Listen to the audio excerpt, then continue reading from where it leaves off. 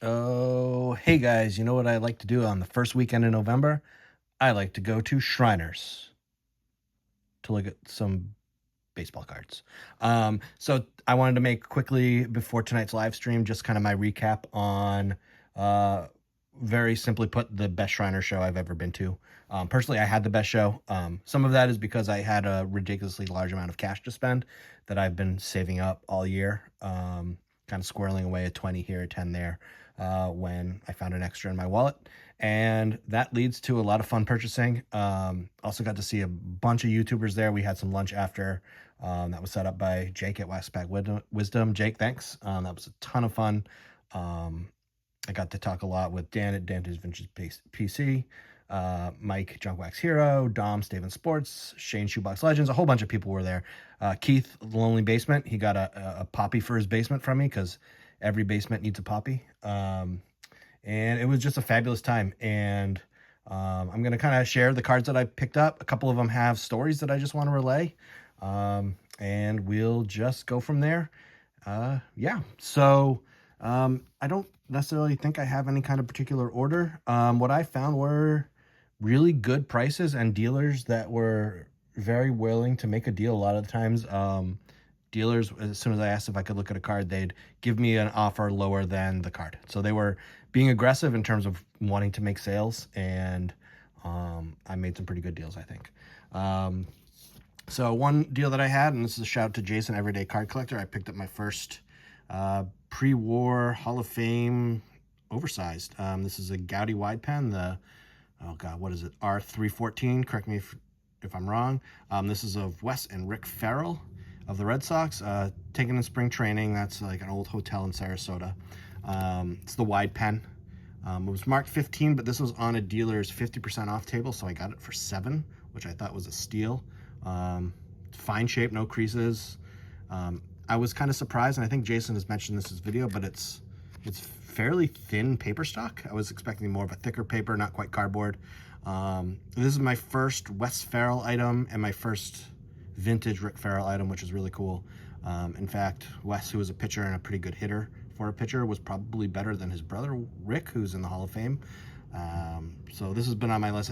I think it's a really neat card. It presents really nicely. So I was excited to pick that up. That was on my list for sure.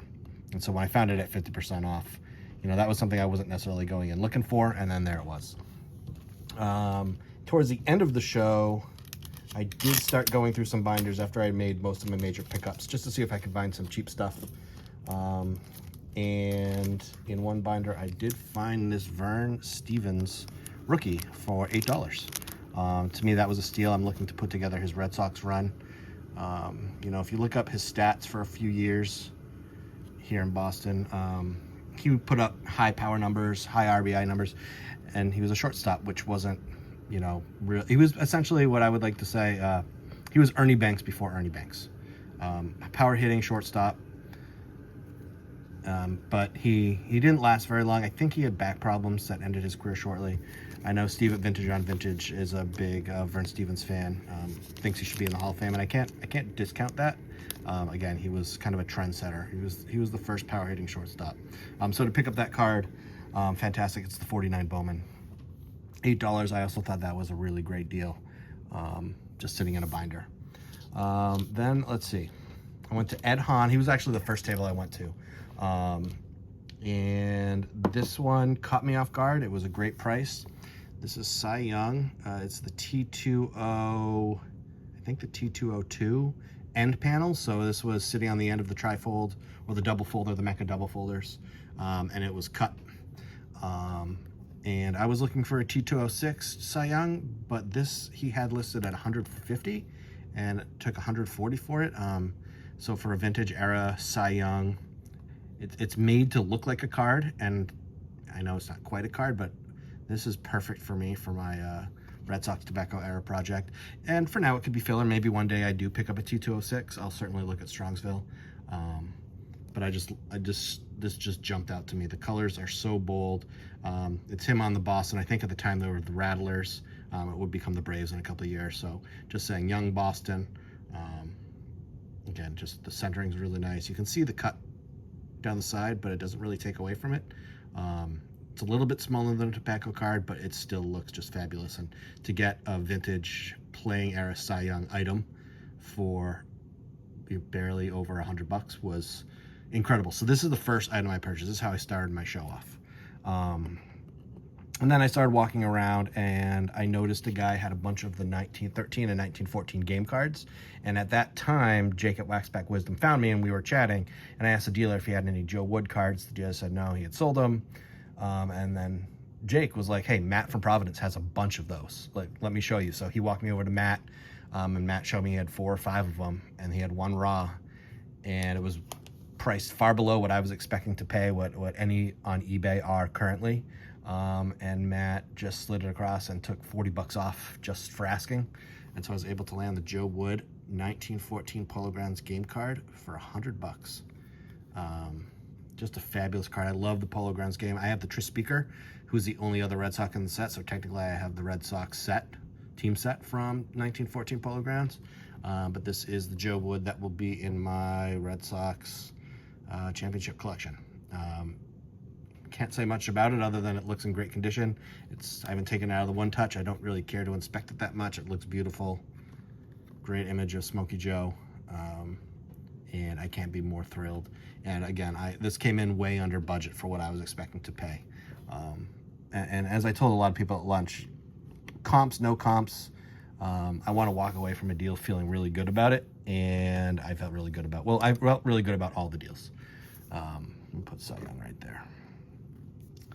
And so after that, I went back to Ed Hahn a little bit later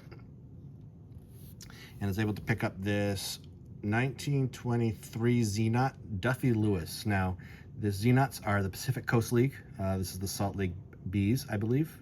It's blank back. But Duffy Lewis was on those championship Red Sox teams. He was the left fielder. And back in the day, Fenway Park actually had a hill in left field where they could sit extra people who didn't fit in the stands, and the hill was in play, and it became known as Duffy's Cliff after Duffy Lewis. And I did want an item of him pre-war. He does have a T207, which is, a Red Sox card, and he also has a 1909 Oback from, I think he was in the Pacific Coast League at that time as well on Oakland, which is a really nice card. So if those ever come up at a decent price, I may switch this out, but I can't be more thrilled with this. It's just a beautiful image of Duffy. We've got the logo on his sleeve and the hat. And so Ed Hahn had this listed at 100, gave it to me for 90. So just fabulous to add that. And I'm getting closer and closer to finishing that 36 card planned display when I get into the sports room. And we do have a date finally. In a couple weeks, we will be able to move back into our house. And then begins a long journey of filtering through my stuff, getting displays and shelves and all that stuff, and actually creating a sports room, which I'm really looking forward to. So pretty good show, right? Like, this is all stuff that I'm really focusing on and targeting, and was able to find really great deals. I did go after one more. That would be the Jimmy Fox 1940 play ball. Wanted a Fox card in my collection, just trying to collect Red Sox Hall of Famers, Red Sox all-time greats. This is playing days, of course, an all-star year. He was still an all-star in 1940. In a 2.5, it's a really nice looking card, fairly well centered. There's a couple issues on the back, which brings the grade down. And I just, I'd kind of run out of cash at that point. I had a little bit left. I'd brought my strong sale money, and I just asked to look at it, and the dealer knocked $75 off. He said, I'll take $200 for it. And it's hard to say no to that, because this card rarely goes for less than that. He also has a 1941 playwell, Jimmy Fox does. Same image, but they airbrushed it. And instead of the nice Boston, which is actually on the uniforms, they have this really strange looking B, like an old English B maybe that they used in 1908, like very old kind of image, which absolutely was not part of their jersey. So I wanted to go with the 40 play ball. It's a really nice representation of him in the Red Sox uniform. And then on the back, there's a little bit of scraping here and like little dots of paper loss.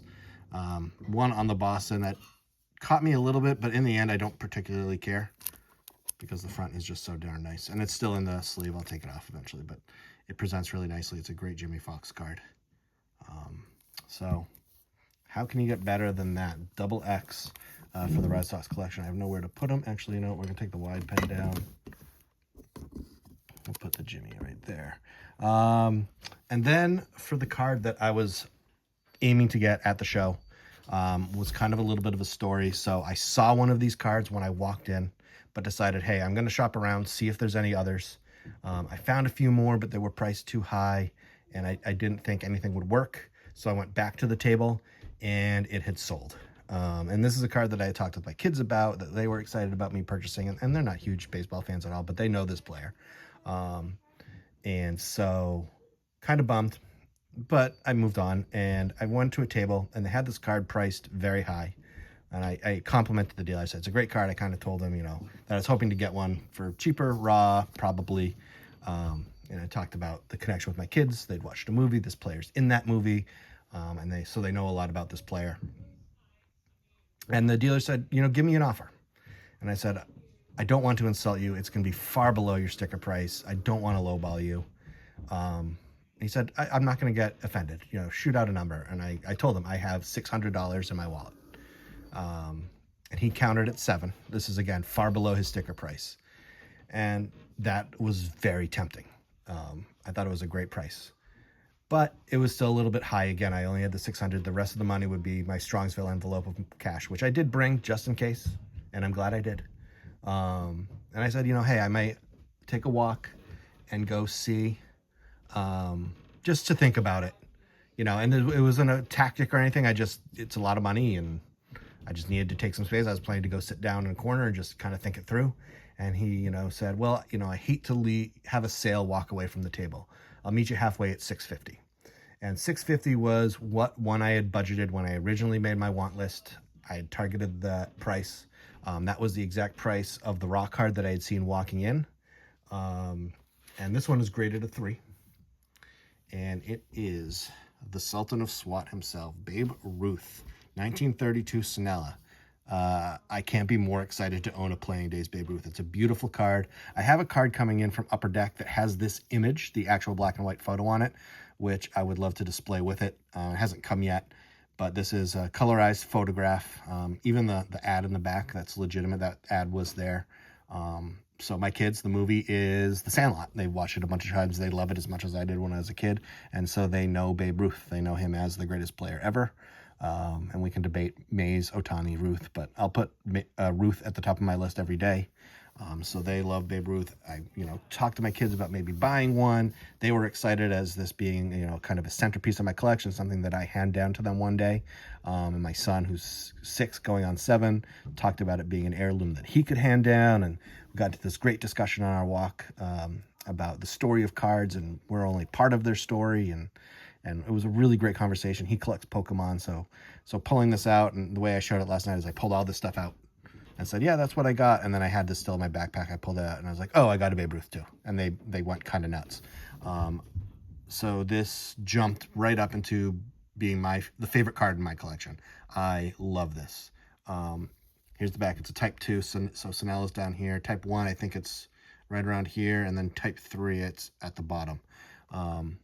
And when I was thinking of buying a Babe Ruth card, between this and the 1929 Churchman's, which is another great image, and maybe one day I can add that. Who knows, right? But my thing with the Churchman's is that it doesn't say Babe Ruth on the card.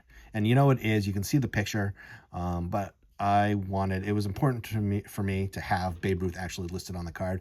And I know graders now, at least PSA, I don't think lists Babe Ruth on the flip anymore for the Churchman, so I went with this. I also love the image on this. It's focused on Ruth versus the larger image of the Churchman. The colorization is really cool. The navy blue, dark navy blue for the Yankees, the pinstripes. It's just such a beautiful image. And then right here on the back, it lists Babe Ruth, so there's no questioning that it's Babe Ruth, and we got it on the flip too. Yeah, this is a keeper for life. I will die owning this card, and then my kids can fight over it. Yeah, I can't be more excited about this. It's just, I'm still in awe when I look at it. Some of these cards I can, pick and look at and enjoy, but this one I just want to stare at. This is the first card that I literally just want to hold and stare at and say that I've got a 1932 Babe Ruth, and this survived World War II. This survived, his playing days and all that stuff. This card has a story behind it. My son was in shock that this was from Germany. I know in some realms, overseas set isn't quite as wanted, quote unquote, as an American issue, and I get that, but this is just fantastic, and it's beautiful, and I can't wait to be able to display it in my card room. I can't wait to look at it every day. This was the show for me. Babe Ruth, 1932 Sonella Type 2. Awesome image. And dudes, I own a Babe Ruth Playing Days card. Awesome. Just awesome. I don't think I'll ever own a Gaudy. I don't think I ever want to chase a Gaudy at the money that they cost now. And this is, for me, just an action pose of the Babe. Could be a home run that he's hitting. I've heard tell this is a photo from 1921 or 1926. Not sure. But just amazed that I get to own this piece of history. So, yeah, Dom at Steven Sports was kind of shocked at the quality of the show I had, and he's not wrong. I had a freaking fantastic show. And that's just from the cards, not also from the people. The social event after, and lunch, and talking to cards. I stayed late at the table with Dom and Shane, and we talked for a good 40 minutes, and it's just absolutely fabulous. A great time. If you haven't been to Shriners, it's a great show. I've never been to any of the other Northeast shows, so I don't know if it's as good or better than Philadelphia or the White Plains show. But for me, I've been going to this show since I was a kid, and it just was flipping fantastic. I made such headway on my Red Sox collection, on my Red Sox pre-war, and these are all cards that I'm just going to treasure. And to get a Ruth, a Cy Young, a Joe Wood, a Jimmy Fox all at one show it's kind of bonkers. And I know I'm rambling at this point, but I don't know what else to say and how to also explain just how much fun this was and how excited I am to put these into my collection. And in a couple weeks, start to prepare to display them and figure out how I want to show people that come to my house, my collection. It's growing every day, and it's in no small part thanks to everyone on YouTube who shows off their cards, who talks about how and what they collect. And that conversation continues when you meet in person. Jason, he shows off the oversized stuff, and this is just a fantastic photo, and even smaller than tobacco cards, an end panel. And I talked to Ed Hahn, who sold me this, and he said back in the 70s, if these showed up, they tossed them in the trash because it was considered just scrap. But it's beautiful. The image is beautiful. Awesome. Just beautiful. Great Saturday. I love the first weekend in November. I love Shriners. Thank you to all the YouTubers who welcomed me and chatted with me and said hi when they saw me and everything. It just one awesome weekend. And then I got the news as I was at the show. Our contractor gave us our timeline, and I was trying to text out to my wife and family, and it's a dead zone in there. I had no service, so they kept saying not delivered. But just it'll be a day that I will never forget for a myriad of reasons. So yeah, that's it. I had a fantastic weekend. I'm psyched for the live stream tonight. I'll be in the chat. I'm excited to see what else, other people got. I know a little bit of what Mike Junquax Hero got. I haven't seen it, but he told me. I saw Dom at Steven Sports Card Stuff. He got some really cool items, 2 autograph items that I'm particularly jealous of. And if I had seen them both, he would not own them right now, but I didn't, and he found them, and good for him.